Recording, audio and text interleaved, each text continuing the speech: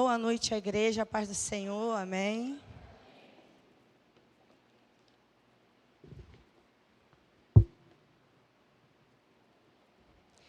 É com temor que a gente sobe aqui, né? O nervosismo é normal, não tem jeito.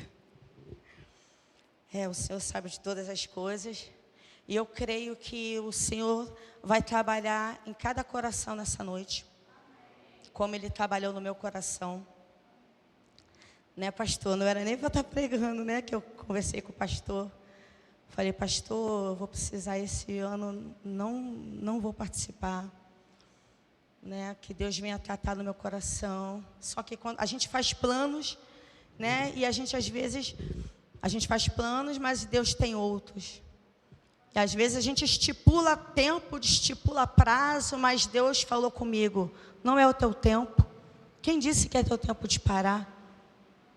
Quem disse que é teu tempo de parar? E às vezes a gente se limita. Às vezes a gente fica procrastinando aquilo que Deus tem na nossa vida. E Deus colocou uma palavra no meu coração desde dezembro. Desde dezembro que eu estou com essa palavra. Na confraternização do pessoal da cozinha junto com a intercessão. E quando nós estávamos lá, que o pastor falou, Patrícia, você tem alguma coisa para falar? Lembra, pastor? E aí na hora veio essa palavra. Falei, essa palavra que eu vou levar para a igreja. Só que a gente fica na nossa pequenez. E às vezes a gente não acredita em nós mesmos. A gente se faz de forte, muitas das vezes. E Deus vê a nossa vulnerabilidade. E às vezes Ele quer tratar com cada um. Só basta a gente saber como Ele quer tratar. E Deus colocou no meu coração Lucas capítulo 6, do versículo 6 ao 11. Põe para mim, por favor. Essa passagem na revista atualizada é o homem da mão ressequida. Nós vamos ler do versículo 6 ao 11.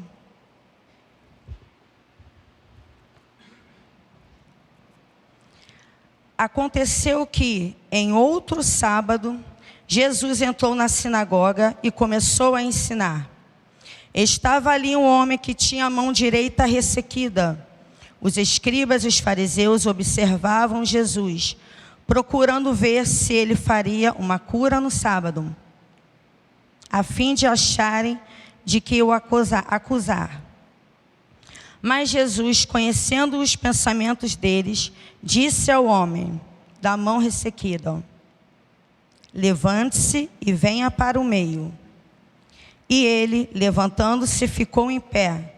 Então Jesus disse a eles, vou fazer uma pergunta a vocês. É lícito no sábado fazer o bem ou fazer o mal? Salvar uma vida ou deixar que se perca? Então Jesus, olhando para todos que estavam ao seu redor, disse ao homem, estenda a mão. Ele assim o fez, e a mão lhe foi restaurada. Mas eles se encheram de furor, discutiam entre si, quanto ao que fariam contra Jesus. Amém? Amém. Senhor, quero colocar diante de Ti a minha vida. Que o Senhor fale, Pai amado, a cada coração nessa noite, como o Senhor falou comigo esses 2 meses, esses 3 meses. Que cada coração nessa noite venha ser uma terra fértil para a Tua palavra, em nome de Jesus. Amém. Essa passagem, pode colocar o tópico, por favor? Eu coloquei como tema, Jesus te chama, levante-se e vem para o meio. Essa palavra é muito forte, falou muito ao meu coração. Que na passagem de Marcos, quando Jesus fala, né, estava ali um homem que tinha a mão direita, né, no caso. Em Marcos, não diz qual era a mão. Já em Lucas, ele já especifica Ele era médico, né? Então ele especifica a mão direita. Algumas traduções dizem mão ressequida, outras atrofiada ou mirrada, que o significado é o mesmo, né? E quando diz aqui, os escribas e os fariseus observavam Jesus, procurando ver se ele faria uma cura no sábado, a fim de achar o que acusar.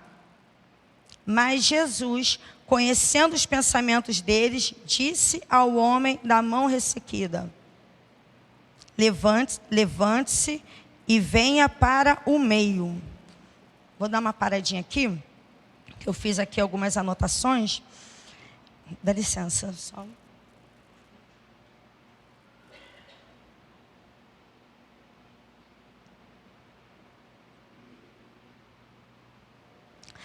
Naquele período, naquela época, as sinagogas, elas surgiram no período do exílio, quando o povo ficaram cativo, né, na Babilônia, quando o templo foi destruído, né, a cidade destruída, e eles foram fazendo sinagogas em algumas cidades, e nessa especificamente em Cafarnaum.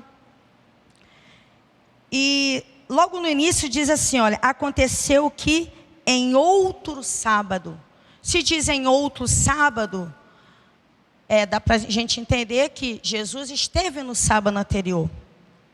E Jesus esteve em outro sábado, naquele sábado. E na época, as pessoas que tinham algum tipo de deficiência, eles não poderiam entrar, né, nas sinagogas. Entrava-se poucos. Eles colocavam poucas pessoas dentro do templo, tá? Deixa eu só ver aqui o tópico aqui que eu coloquei.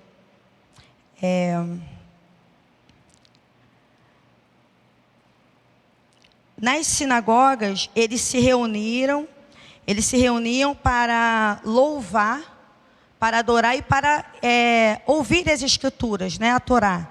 Então ali eles se reuniam, né, nas pequenas cidades onde tinha uma sinagoga.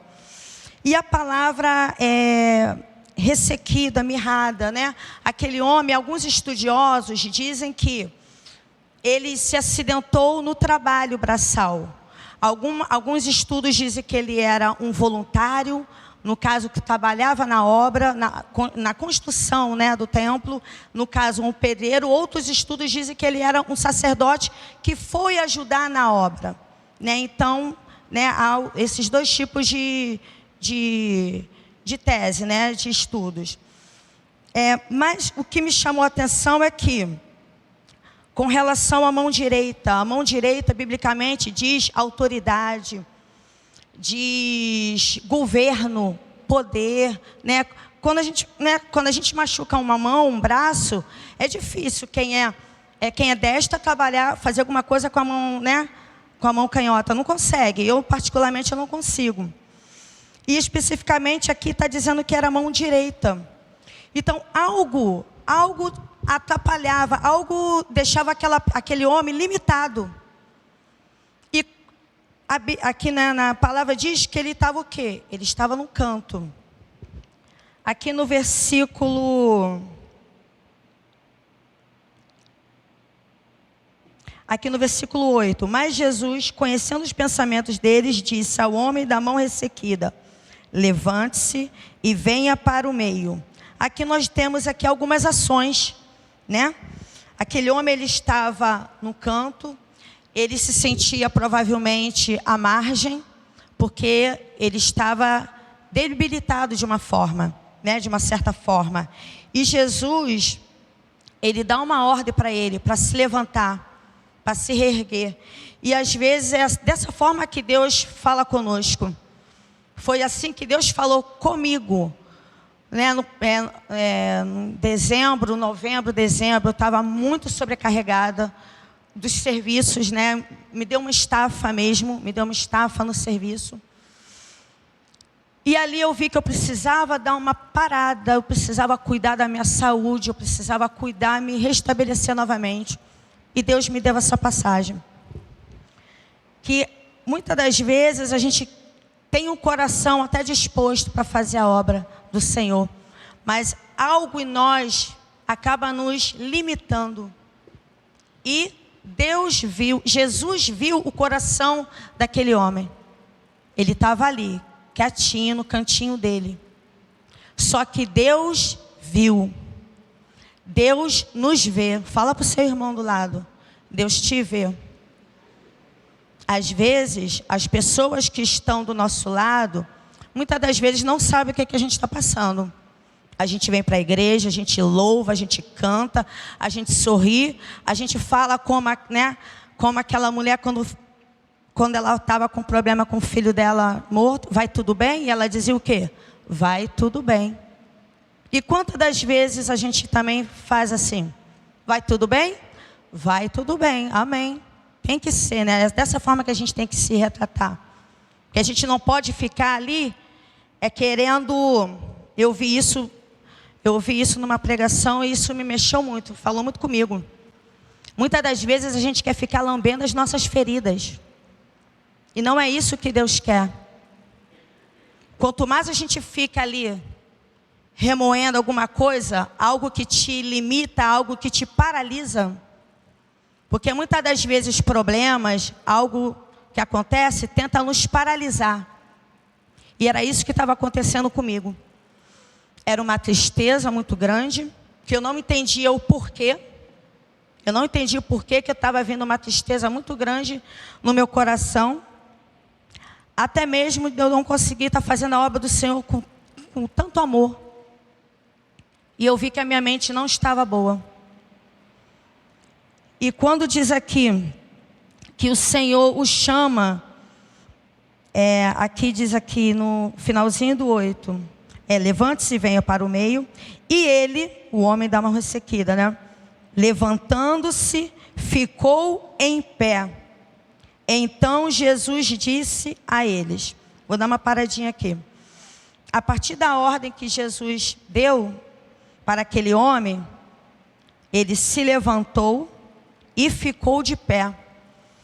E dessa forma que Deus faz conosco. Muitas das vezes Deus quer trabalhar em nossas vidas e Deus nos chama nessa noite. Levante-se e fique de pé. Levante-se, não fique prostrado. Levante-se, não deixe a tristeza ficar corroendo o teu coração. Levante-se, não deixa a raiva ou a mágoa, alguma coisa, tentar te atrofiar. Porque era isso que estava acontecendo comigo. Algo estava tentando me paralisar. Eu vim para a região dos Lagos em 2009 para morar. Mas eu já vinha em 2008 visitando, né? Vinha visitar alguns parentes aqui, aí quando eu visitava, eu ia para a Nova Vida de lá, que eu visitava, né, com a minha sogra.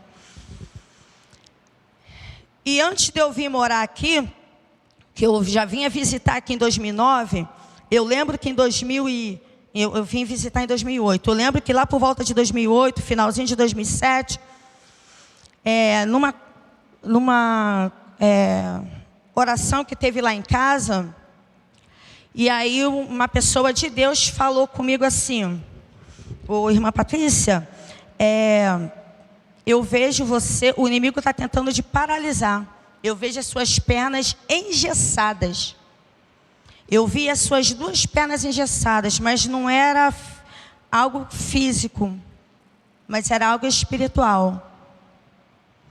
E passados os anos, essa palavra veio à minha mente.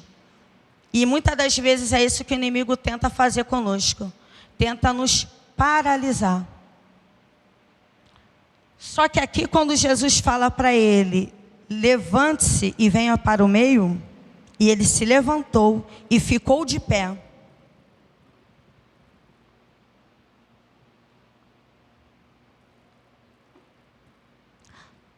Como Deus falou comigo, porque quando eu conversei, né, com Deus, orando, pedindo, falando: Senhor, o que o Senhor quer da minha vida? Porque quando eu ouvi essa profecia, que eu assisti, né, da sede, e que o pastor Nígia falou que às vezes a gente faz a obra de Deus e não busca o Deus da obra. E às vezes a gente vai fazendo a obra, mas vem aquele desgaste, vem as preocupações. E o Deus da obra? A gente tem buscado ou a gente só vai fazendo automaticamente? Isso mexeu muito comigo, e aí eu parei e pensei, meu Deus, isso é muito forte. Será que a gente está fazendo a obra por fazer? Só para se apresentar? Ou a gente está buscando o Deus da obra? Versículo 9. Então Jesus disse a eles: vou fazer uma pergunta a vocês. É lícito no sábado fazer o bem ou fazer o mal? Salvar uma vida ou deixar que se perca? Naquela época, na sinagoga, naquela época, no sábado, no caso, não poderia fazer milagres. Só poderia assim ajudar as pessoas se tivesse no caso de vida ou morte. Por isso que Jesus falou dessa forma: se era lícito no sábado fazer o bem ou fazer o mal. Por que fazer o bem ou fazer o mal? Porque Jesus já estava sondando o coração daqueles escribas. Jesus estava sondando o coração deles porque eles estavam ali não para adorar a Deus, mas como Jesus estava ali, eles estavam observando Jesus para ter um pretexto para acusá-lo. Esse era o intuito dos escribas e fariseus. Por isso que Jesus falou dessa forma: é lícito no sábado fazer o bem ou fazer o mal? Salvar uma vida ou deixar que se perca? Então Jesus, olhando para todos que se estavam ao seu redor, disse ao homem: estenda a mão. Ele assim o fez, e a mão lhe foi restaurada. Amém. Essa palavra é tremenda, gente. Como falou muito comigo.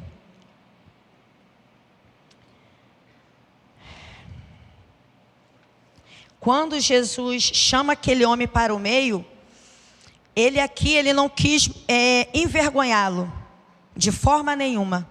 Quando Jesus chama aquele homem para o meio, é para dizer assim: ei, eu estou vendo você aí no cantinho.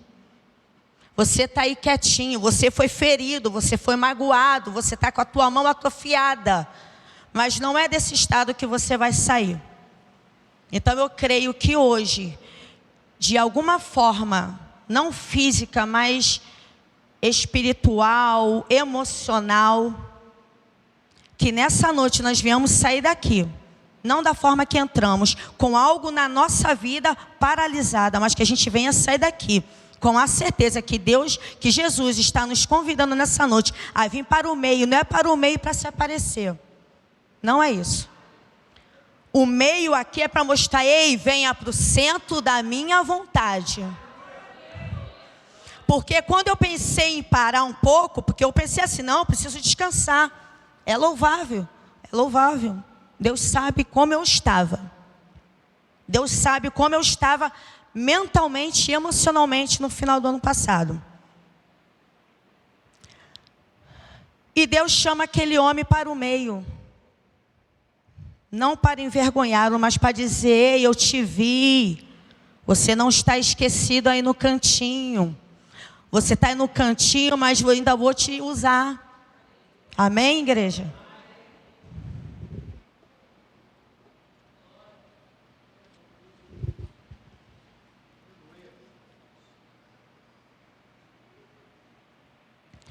No versículo 10, então Jesus olhou para todos que estavam ali ao seu redor e disse: estende a mão.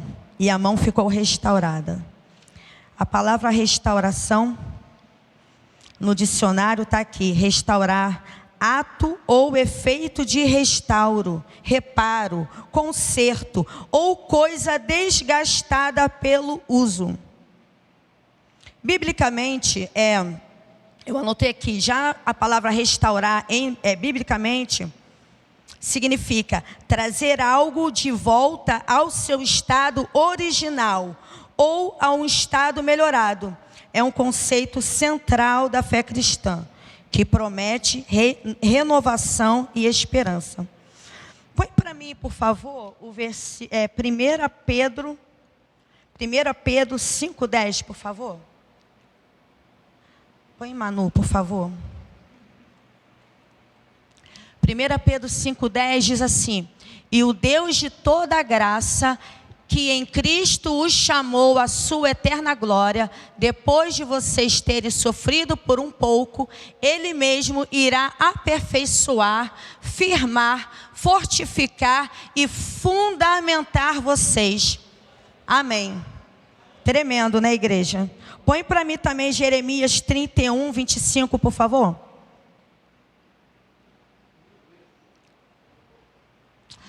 Jeremias 31, 25. Porque satisfarei a alma cansada e saciarei toda a alma desfalecida. Amém. Glória a Deus.